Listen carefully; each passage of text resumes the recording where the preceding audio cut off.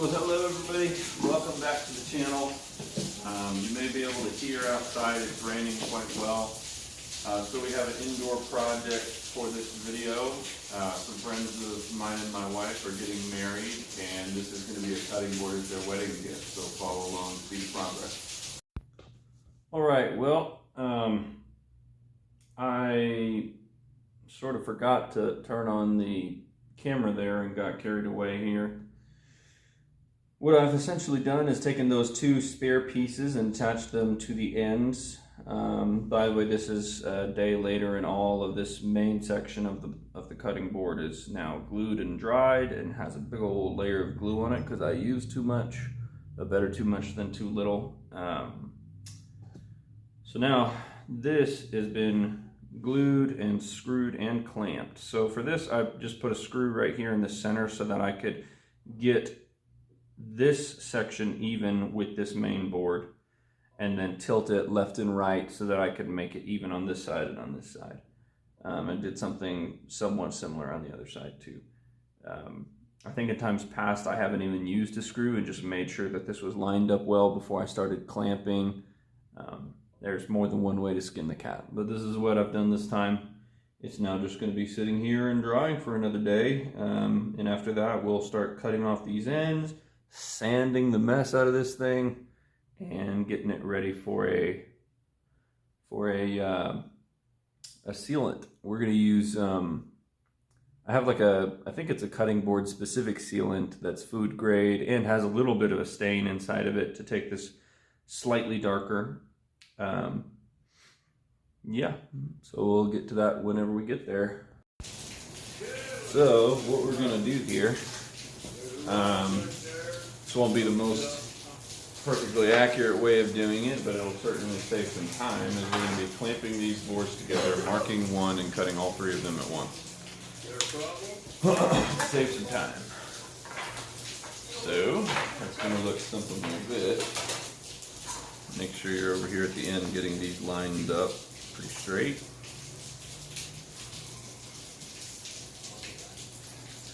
These are just some pump clamps. You could use C-clamps. You could really use whatever you have. This isn't a hard project, but it sure is nice to put in your own physical effort into gifts. It tends to mean a lot that way, and when you build something that's going to last a long time, they're hopefully going to have it a long time, and tends to have some lasting meaning like that, I like to think anyway. Alright, so we've got that. Of course I dropped my pencil. Anyway, we're going to get this measured out to a bunch of 24-foot lengths, maybe 23 foot, because I'm going to be putting some bolsters on the end, so you'll get to see that here in a bit. Honestly, I may do an overall length and see how many 2-foot pieces I can get and go from there, but roughly 2 foot. So a good thing to mention here is just a way to make better use of your waste for a project like this. So the overall length of these boards is just like a 1/16 of an inch under 12 feet. And so if I did 24-inch pieces each time, I'm going to have scrap pieces, 3 scrap pieces at the end that are 23 and say a half or so because of all the widths of the kerf cuts of this saw. So one way that you can kind of utilize this entire length of wood is to compromise a bit and come down a bit from 24 inches. So I'm going to make this 23 inches wide, especially considering that I'm going to be putting a bolster on here. So yeah, I'm going to go with 23-inch pieces, and we're going to cut those out here off camera to save time. So I just wanted to take the time to show you this, hopefully to express what I was trying to explain earlier. So this is my last 23-inch cut to make, and you can see that my scrap here is, you probably can't tell on camera, it's something 6 or 7 inches. If I had gone 24, my scrap would have been essentially like a 23-inch piece because it was just under 12 foot in length with all those kerf cuts added up. Here I could have gone for probably 23 and a half, but it's not the end of the world. But as you can see, this is much less scrap than 24 inches. So hopefully that idea comes across, using more of the wood that you bought, having less scrap. It's a great thing to keep in mind. So as you can see here, we're moving on to this next portion of the project where we have just this big pile of boards. And basically the goal right now is to just take a second and pick through your wood and try and see which ones will look the best facing which way. And that also depends on what you're going to do for your cutting board. For us, we're going to have one side be functional as a cutting board and the other side be a bit more decorative. So that's going to matter in the end here. So things like this particular board is warped. It may work out better on the end. Or yeah, that actually is less of an issue on the end. When you put clamps on this, those warps are going to go away anyway, but also the different colorations. If you prefer to have more of this type of green towards the center, for example, make it almost look like it's a heartwood, which it is a heartwood consequently of the tree. Kind of discoloration in there. You can do that. Maybe if I could line this up a little better. Yeah, something like that where there's a darker, you probably can barely see that. Let me see if I can't bring you over closer here. Yeah, you can probably see that a little bit better now where you have kind of this darker section with the lighter colored wood out here. So if you wanted to match those up as perfectly as your heart desires, this would be the time to do it, because in the next step, it would be to glue them all in place. So once you've got them lined up exactly how you want them, you want to start considering the gluing portion of this project. Anyway, I'm going to sort through these and get back with you here.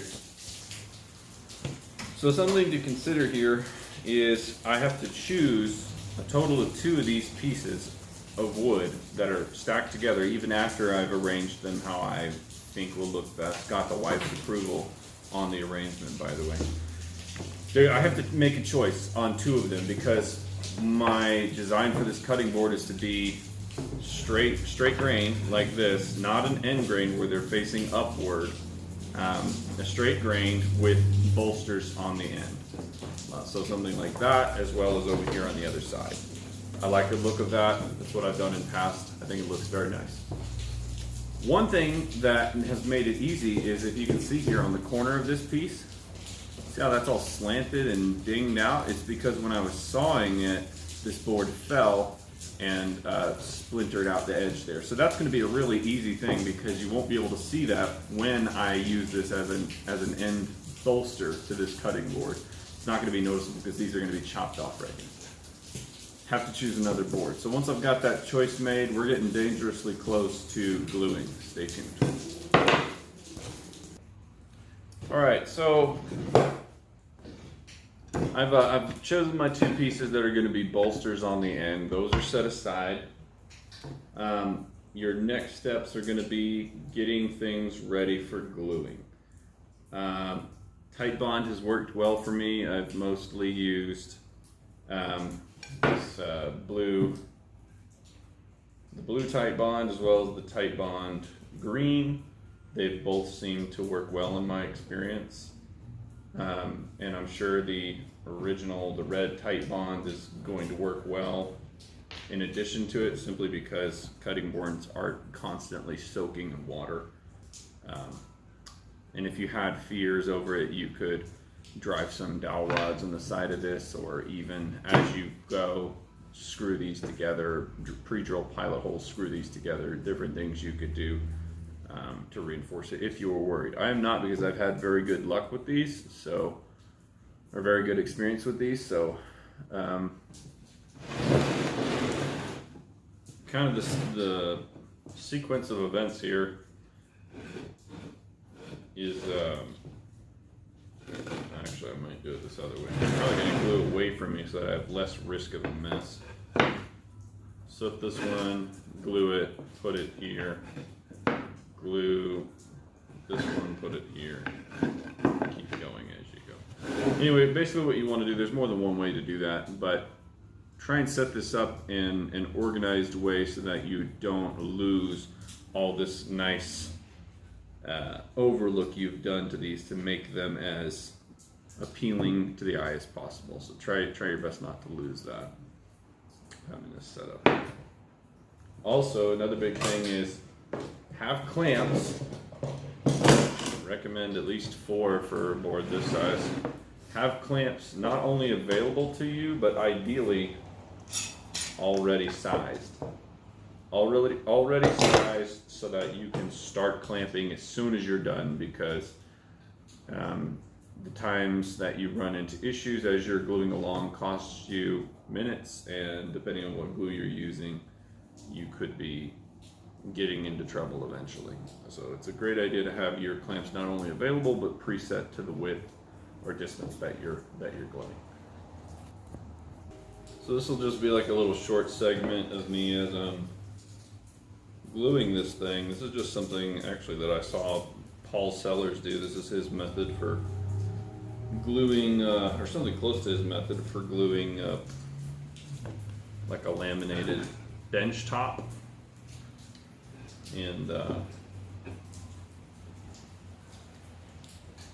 yeah, I mean, if it's good enough for a bench top, why wouldn't it be good enough for a cutting board?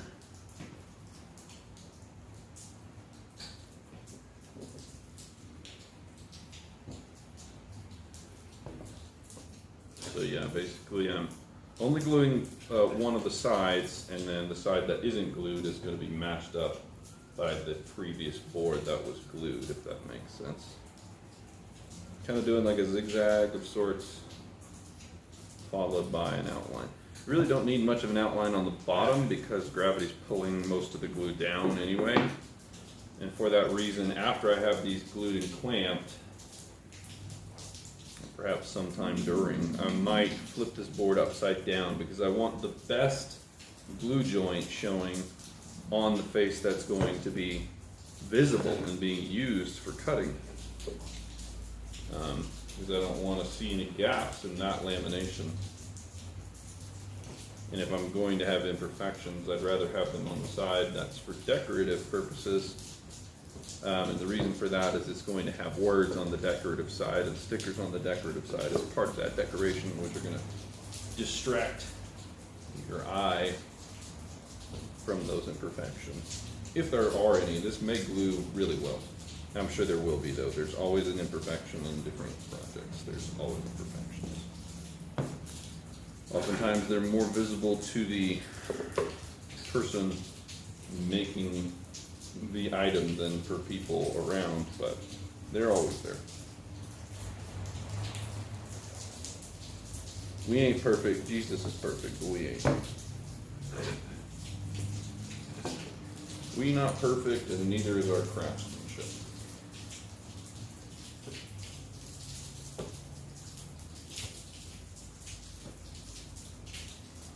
But we can sure try and make it nice, though. All right. So this is the last board.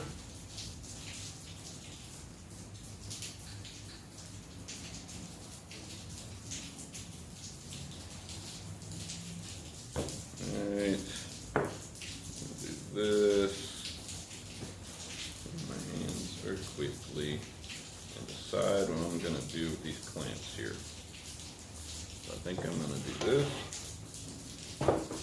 It'd be a great idea if I could find some cardboard really quick, which I have some actually right here.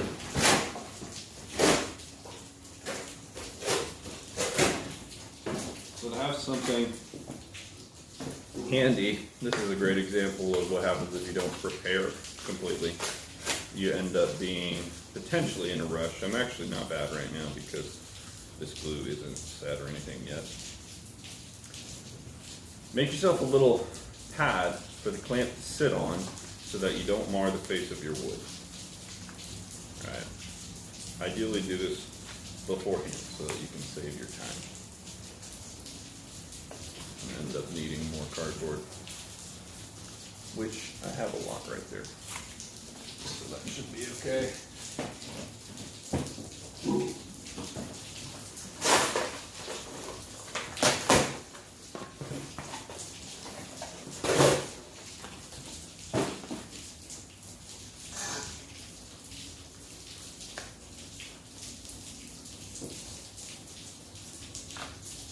That, this, ideally,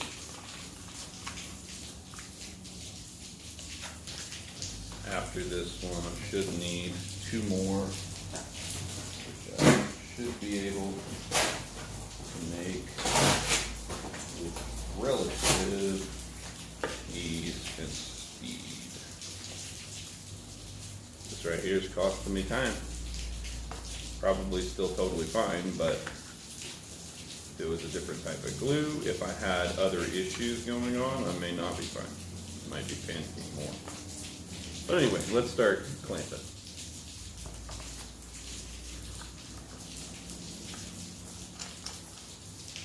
It'd be a great idea to adjust this, taking into account your cardboard pieces that you're using to save this surface and not mar it. Try and line things up here.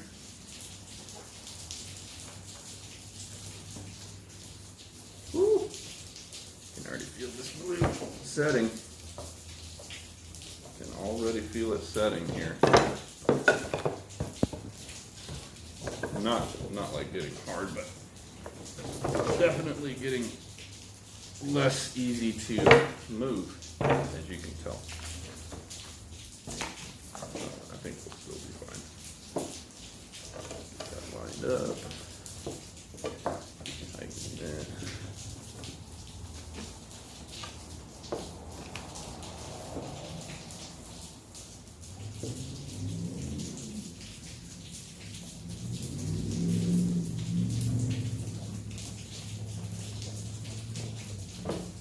See all that glue coming out the top section?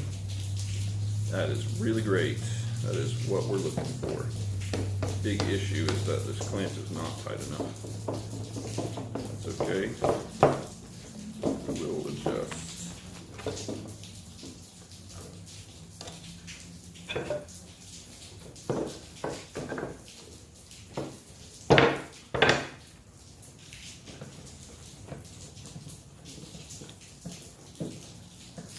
And we're going to go ahead and get a clamp on the other side.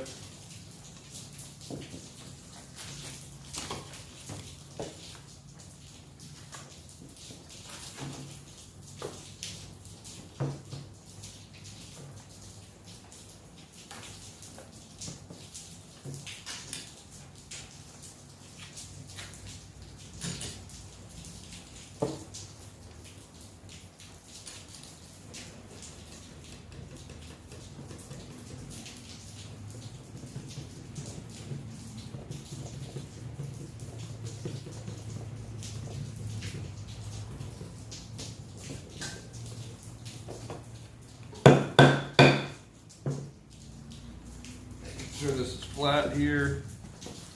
Quick little attempt at making that flat. I'm going to try to turn this mid-clamp, which is risky. Good. Tried to, and it appears to have worked fine. Good. Like this glue off this board, it sounds terrible.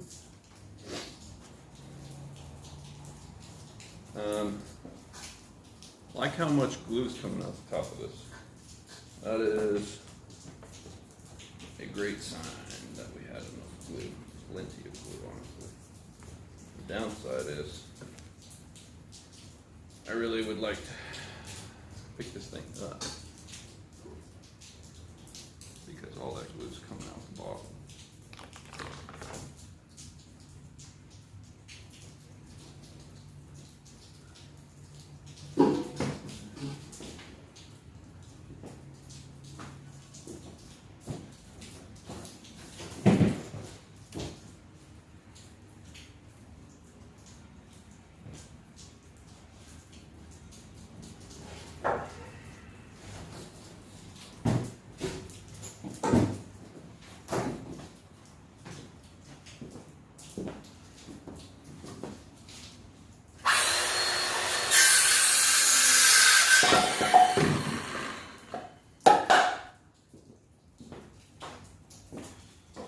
Be a little quick fix of sorts here if we can get this back up.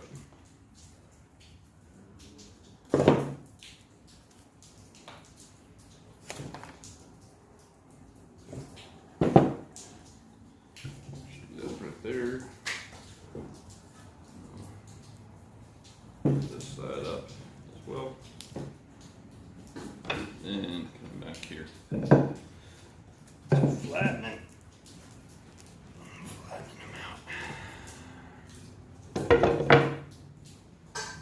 Whole bunch more glue than I was hoping for, but that's okay. That'll make for a tight bond. There's much worse things that could have happened.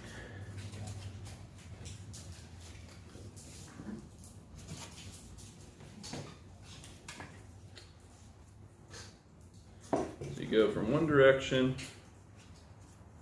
and then to get your counter tension, come the other way. What I mean by that is just that I have some of these clamps a roughly equal portion of these clamps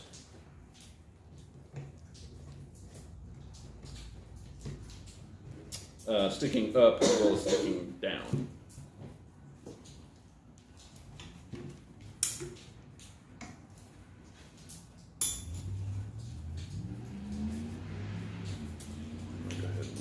Over here. I'll start this type.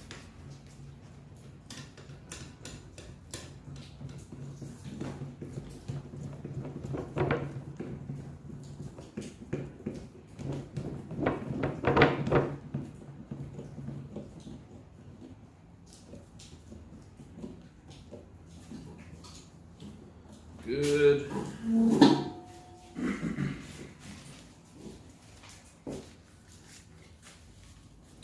You're going to have glue all over everything by the end of this. And I think that's pretty well to be expected.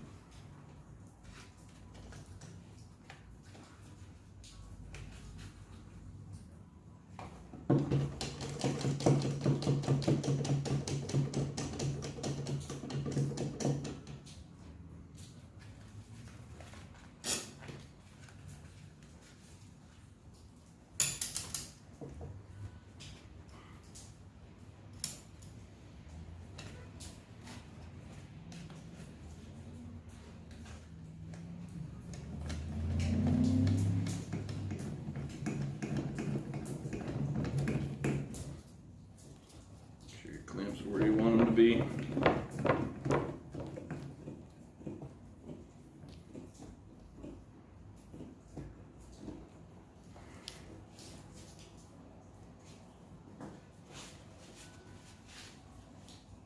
So we're pretty well getting glue from most everywhere.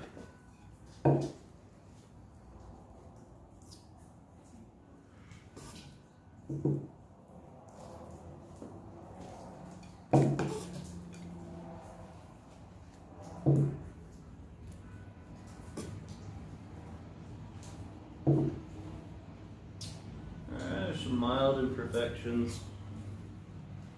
If I can't get it any better than that, I'll still be comfortable. Because the unfortunate next step is sanding, and sanding is one of those things never really fun. Some people like it, but not my jam. So now, once we've got this thing, rudimentarily clamped on every place, we're going to loosen it on some spots here where there's the most improvement space, line it back up, get it tighter, and then reclamp it. We don't want no dead space in this. We want this sucker's glue-up joint to be immaculate. That's what we want. specific clamps. Ouch. There's still a little bit of thread left. This one's now almost loose. Keep tightening your clamps. You'll get a little bit more than you think you're going to get.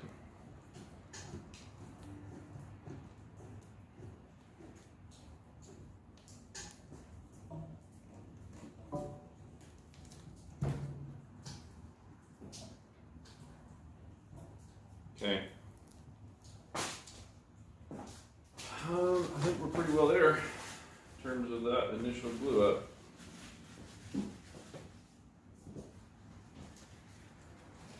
Now, we'll be wiping as much of this glue off as possible. One, it'll probably fill in a little bit of these gaps if there are any somewhere. There's some small ones that we didn't see. And two, if we get enough off there, it'll probably make cleanup a lot nicer. Some people like to let it dry. I don't know. I'll take a sander to it either way. So.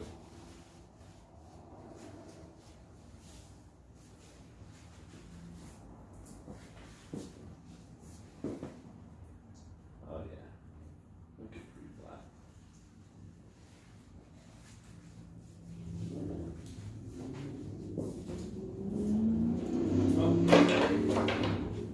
That's all I can do for now. Well, y'all, we're back at it here. I just wanted to introduce you to Miss Myrtle here. This is our cat. And I just realized I have no idea what type of cat she is. I can't tell you much about her other than she's cute and a troublemaker and a kitten still, so she's pretty hyper. But she's behaving pretty well right now. I haven't really worked on this cutting board for a few days here. I just got off work early and figured it would be a good time to do a little bit more work on it, so let's get back on the project. It's had plenty of time to cure and yeah, should be very much ready for the next step. So let's get to it. So what we're left with at this point is this kind of deal. The next step in this process at this point is probably, because I've got screws still in the ends of these boards, I'm probably going to go ahead and use that as counter traction while I'm sawing off the ends of all these little bolsters. And after that, it isn't going to be too much more than a whole bunch of sanding. But before we start sanding, I'll go ahead and take out these screws and replace them with dowel rods for a better look. So yeah, the screws go in just to add some. I work in surgery, so the term I'm thinking of is approximation, but basically just holding them tight together while that glue is drying, in addition to the clamps. And now after the fact, when that glue has cured and it's very tight together, next step is going to be removing those screws and replacing them with some pretty thick dowel rods. I think I have 1/2 inch, and most of the time if you have a little drill bit set, it'll go up to about 1/2 inch.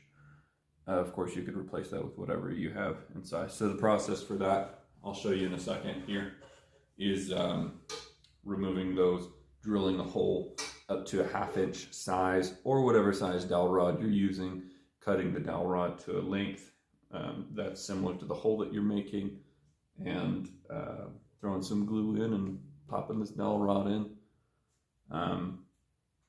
Yeah, and then sawing that off after the fact. That'll give it a much more finished look. Show you that in a second. So as I'm doing this project, it's coming to my mind that you really don't need a lot of crazy, fancy, and expensive tools to do this type of thing. The majority of this could be done with hand tools, and honestly, all of it could be done with hand tools if you feel like jamming a screwdriver by hand. But really, you can make it by with just a standard. This is actually an impact. You can make it by with just a regular old cordless drill. or even a corded drill and a set of bits. So for this example right here, I'm going to cut off all these edges, and I'm just going to use an old cheap dovetail saw right here. So I wasn't planning on doing, you know, too much of this kind of stuff in terms of like showing you the more monotonous parts of sawing each piece, but I figure it might be worth me showing you one of them at least, because I don't really know who's watching this. I'm not sure if you're watching it because you want to know how, or maybe get ideas, but this is how I'm going to do it here. I'm just going to pull back. See, this is like an American style saw, so it cuts on the push instead of the pull. So it's going to be cutting whenever I push forward as opposed to when I'm pulling. Unlike, I believe, Japanese saws, they cut on the pull.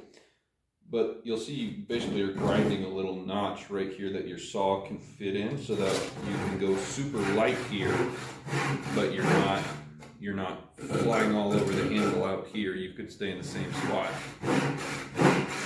So you want pretty consistent tempo and not too much pressure. You want to let the saw do the work for you.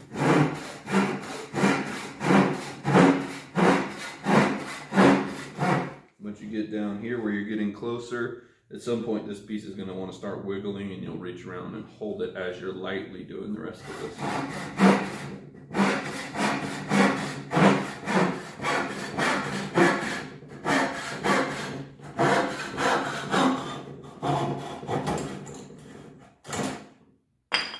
I just got a big old split out, but it's okay because of the way we're finishing this board. It'll be chamfered anyway. I'm going to try to avoid that split out, but sometimes if your saw isn't very sharp, it'll make it difficult. If your saw isn't very sharp, or it's not the right saw, which this probably isn't the right saw. Let me see if I can find the right saw actually. Alright, I found a saw that's more suitable to the task. This is more of a Japanese style saw that cuts on the pull. You might be able to see by that. So that's like the ripping side, and then this is the cross-cutting side. And since I'm cross-cutting the grain, I'm going to be using this side. So for those of you who have heard that term but don't understand what that means, I don't know if there's anybody out there that feels that way. So if you're going to rip cut, you want to be ripping along the grain of this wood, as opposed to, so like this way, making a hole like this in the wood, as opposed to cross-cutting where you're cutting across the grain like that. Yeah, so it'll be the same type of deal. I'm going to get the saw up to the edge of this other piece of wood. I'm going to make, there's actually a piece of cardboard in the way. It'll be all right.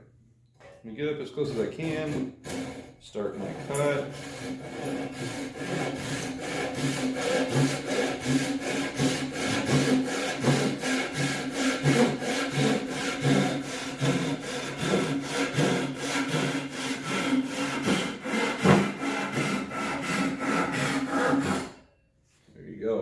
Much cleaner on the end. No real split out to speak of. That's why it goes to show you that even though a tool can do a lot of jobs, sometimes it's better to have the right tool. Alright. Here goes another.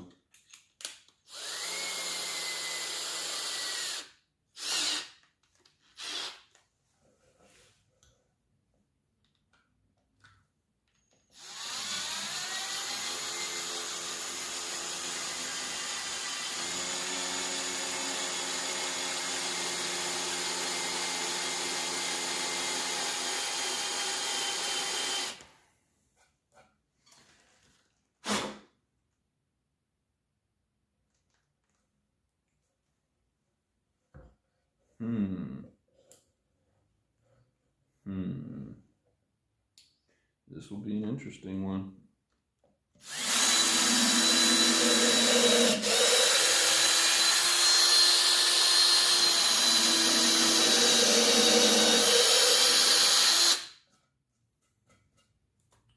This will definitely be an interesting one.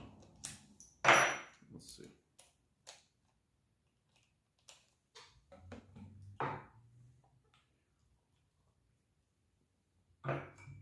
I guess I should talk through what I'm doing.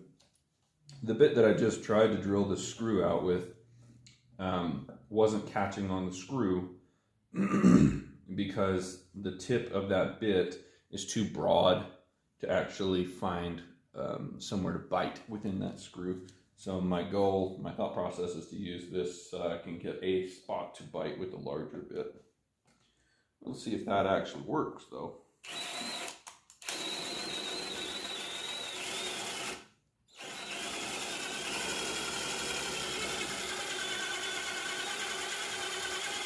Yep, it's working. You know, I need some cutting oil though.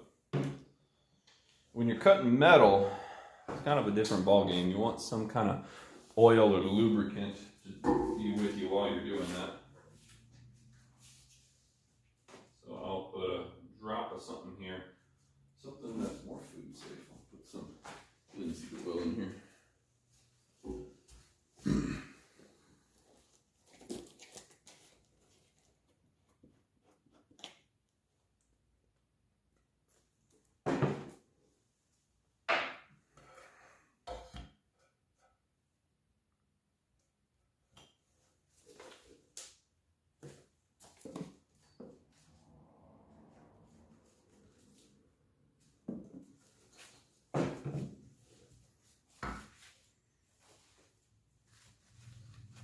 Don't want that wood or that oil to soak into the wood because I don't want the wood to be stained.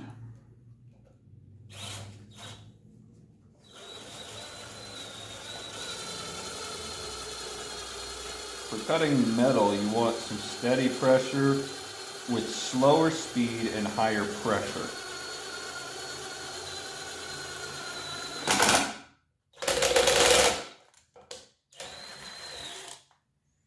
It looks like I just got off track a little bit where I wanted to go to the side. But curious to see if that's deep enough that I no longer have to worry about it. So what I'm going to choose to do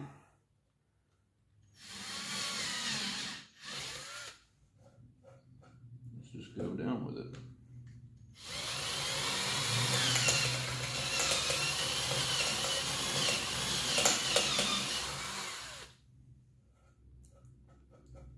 I'm thinking I'm right there. Yeah, I'm deep enough where I shouldn't have to really worry about it. So with that, I'll swap to this next size a bit. We might be in the clear here, fellas. So what'll happen is that screw will be inside this for the rest of its life, but it's going to be assisting it in pulling these two together. Normally I would take it out, but didn't want to cooperate this time, but I don't think that's going to be an issue. So I think we're all good. Aside from this like metal shaving that doesn't want to come out.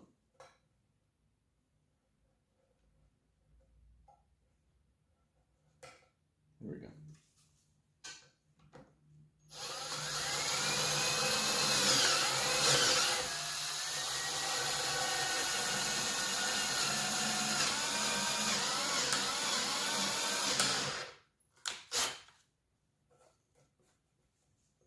Okay. Yeah, so that dowel won't go in far, but it'll go in far. All right, well, we are several days past when we had the issue with this cutting board, and what we've decided to do as a fix is go ahead and just cut off this far end of it, since it is already quite a long rectangle, and it'll end up being still a pretty large cutting board for their gift. So we lost probably 3 or 4 inches off the end of it, and I think the more I think on it, the reason I would say is because that screw that I did put in the end here, coupled with the extra pressure being on top of it from those clamps, was acting like a wedge and splitting it open. So I had to cut out not just the screw, but also the split that was running down it. But with that behind us, we're ready to do it again. I can't quite remember if I have, in previous times of building these, used the screws in that same way or if I just clamped instead, but at least you get to learn through that process with me. But anyway, we're going to go ahead and finish gluing this other piece on. So I think I'm trying to decide where I'm going to glue this thing. It has a knot right there, which might add character, but I think the whole theme of this thing is to not have as much in the way of knots. So I think I'm just going to go for this nice looking grain right here in the end, because I think that looks the nicest. One thing I'm going to do a little different that I think I may have done in the past, and maybe that's why it worked better in the past in terms of not splitting, is that right there. So get it on there, get glue on there, clamp this, or maybe put the other clamps on first. I don't know. Clamp this though so that this board doesn't wobble back and forth and be off kiltered like that, or the other way either. So then we have pressure from both directions. So that's what I'm going to work on now. I don't know if I should make that part of the video or not, because obviously pretty new to trying to create content on YouTube. So I don't know quite what's going to keep y'all's attention or not, but who knows, we'll see. The only way to truly fail at not keeping your attention is not posting a video at all, I suppose.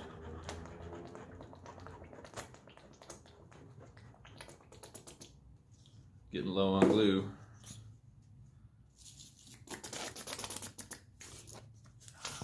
I'm actually getting really low on glue. I didn't realize I was quite this low. I have another bottle over here. The reach over. It broke, thankfully. Oh, glue's dripping everywhere.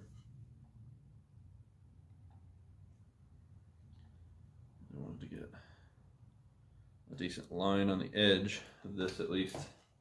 Then figure the rest of it will probably squeegee itself where it needs to be. Okay, bring this guy in and do one of these. Now for the long clamps. Remember all that stuff I told you in the earlier sections of the video about having your clamps preset? Well, if you ever forget, don't fret, because here I am, the dude on YouTube, and I done forgot. It may work out for me though, because I haven't reset these in, since. See, that'll go. Probably a little bit over would be better, so I'm gonna try doing this.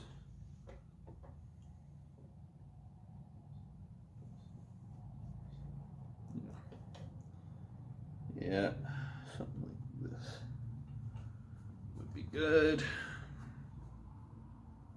Something like that. I'll get another one on. Gets up a little more space in between these. There we go.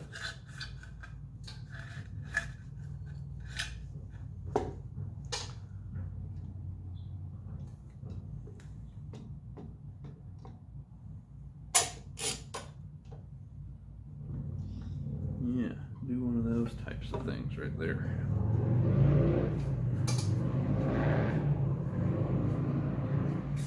Kind of being semi-careful here not to clamp in way of my drill spots, my drill locations. Because I'll show you in a second what I plan to do here. I'm not even going to wait for this thing to dry.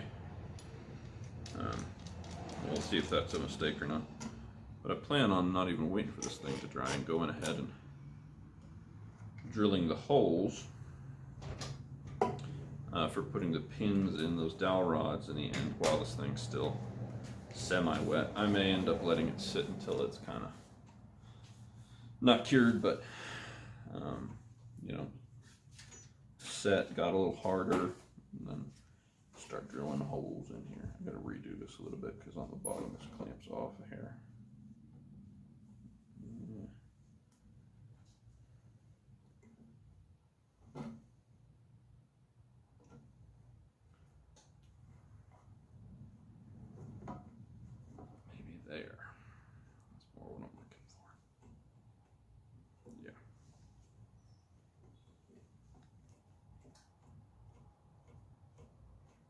I mean, that's pretty good. Now, we got that going on.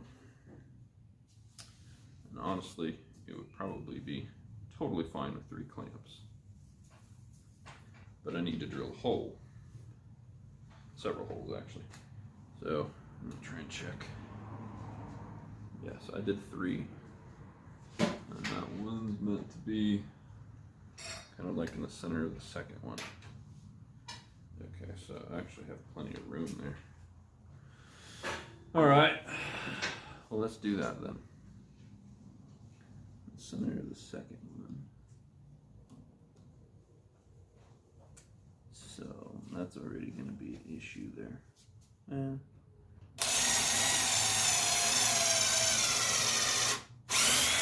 Angle's not horrible, so I might be able to do it anyway.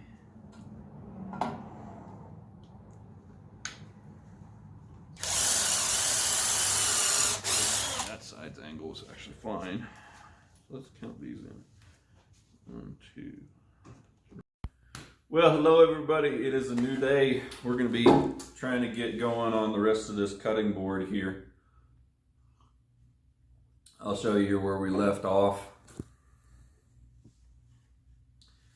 This sucker's been drying, I believe, several days here.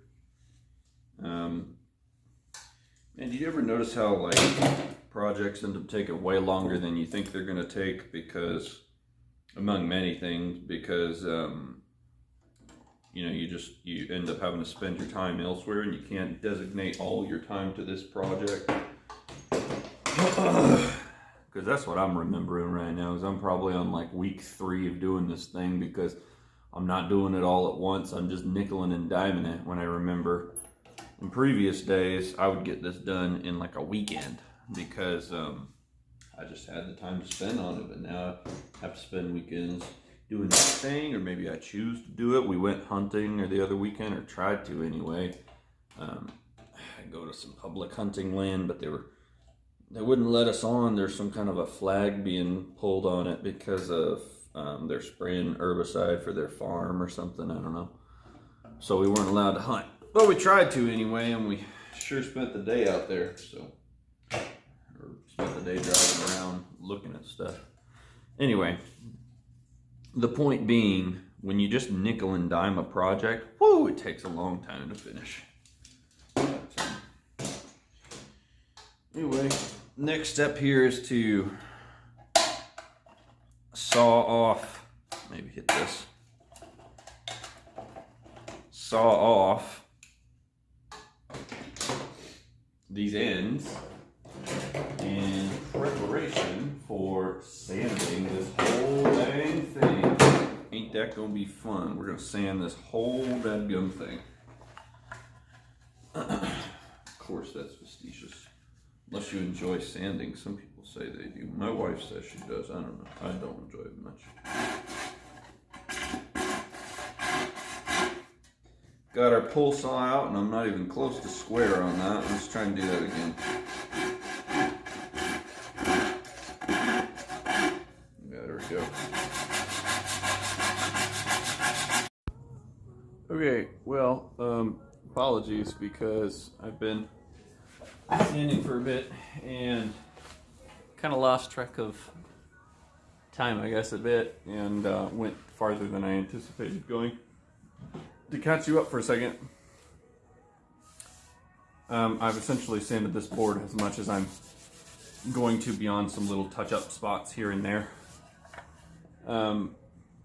Sanded this to 220 because I forget what it is, but I've heard before that if you sand beyond some certain grain, or grit rather, you make the pores of the wood clogged with its own dust or something along those lines. Basically, it can't absorb stain or you know, oil as easily. And this is plenty smooth, especially for a cutting board that's going to get cut up and stuff like that. So 220 grit is where I ended. I started at 40 grit and worked my way up. What else? Oh, I started doing the corners. You could probably see here on the corners. See how the corners have got like little 45s on them? I'm doing that just with this little plane first, and then I'll probably come back and sand it a bit with a little piece of 220 on just a straight little block. Probably one of the scraps off the end of these bolsters. But yeah, I'm just gonna continue on doing that, and probably, I guess, get back to you whenever we're ready to stain, I guess, at this point. See you in a minute. Hey y'all.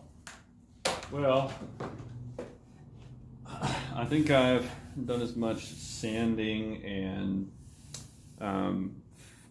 planing as I'm probably going to do for the most part.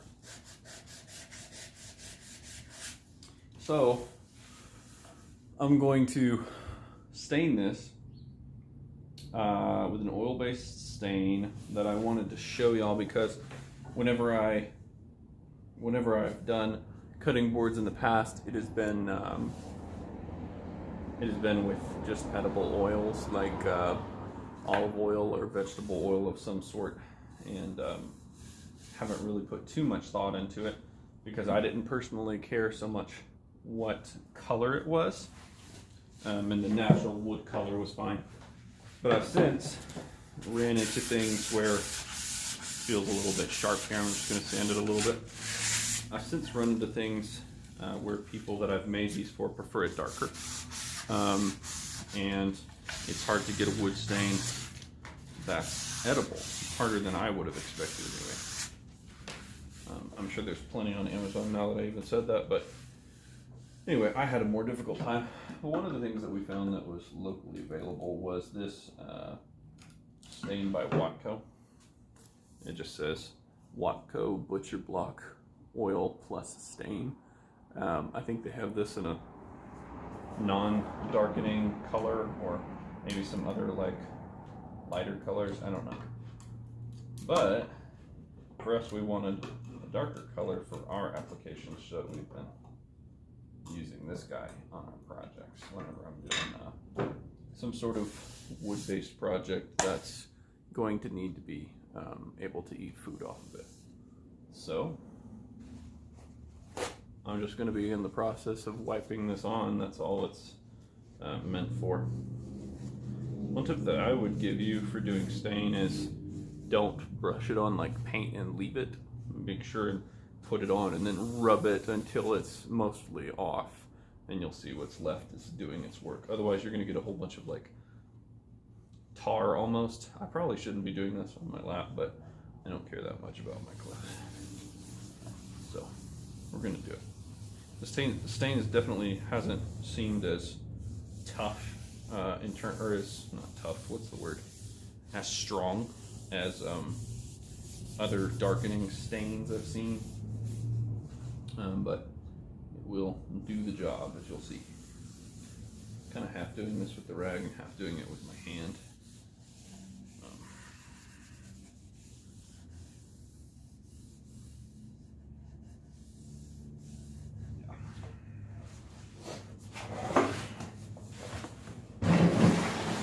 You see that? Yeah, you can, but it's not the best thing. We'll get on the other side here. Let me get on the other side. Scooch this up real quick. Here we go. You might be better able to see how that color is changing on this wood. You know, if I do a lot more YouTube videos, I'll probably get better and better about camera angles and stuff like that.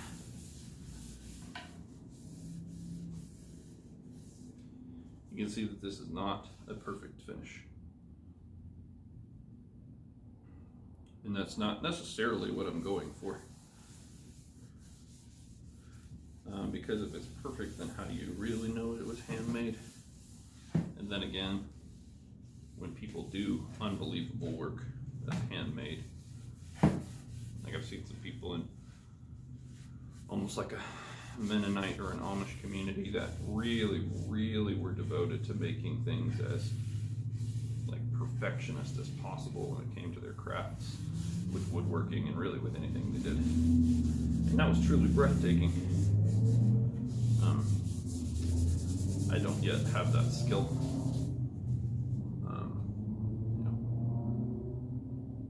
also, is it reasonable to do that for a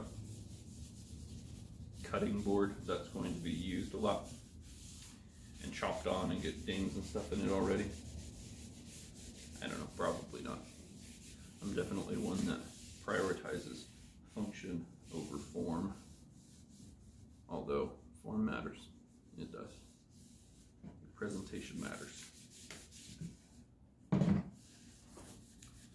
So you can see this guy is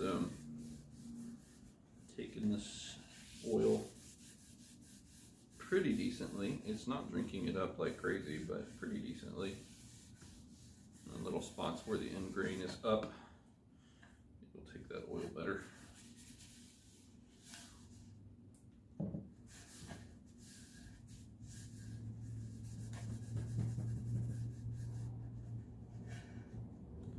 gonna go ahead and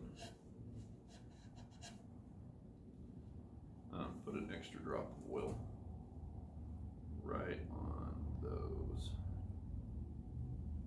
end grains to kind of pop if I can.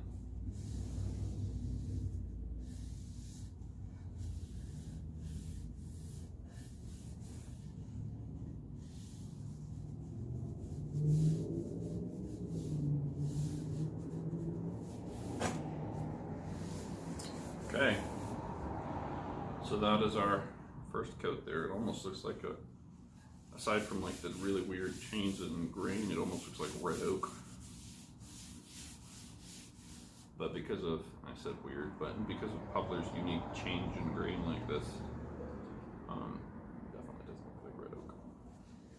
And like certain little spots with these dots and stuff. It looks pretty, whatever it is. So originally I think I was going to use this side as the actual cutting block surface, but I think as I look at it, I actually prefer this. So I think this will probably be the cutting board surface, and then this will be the side of decorative value, where my wife's going to cut out on her Cricut machine some sort of phrase. I don't remember what the phrase was, but something.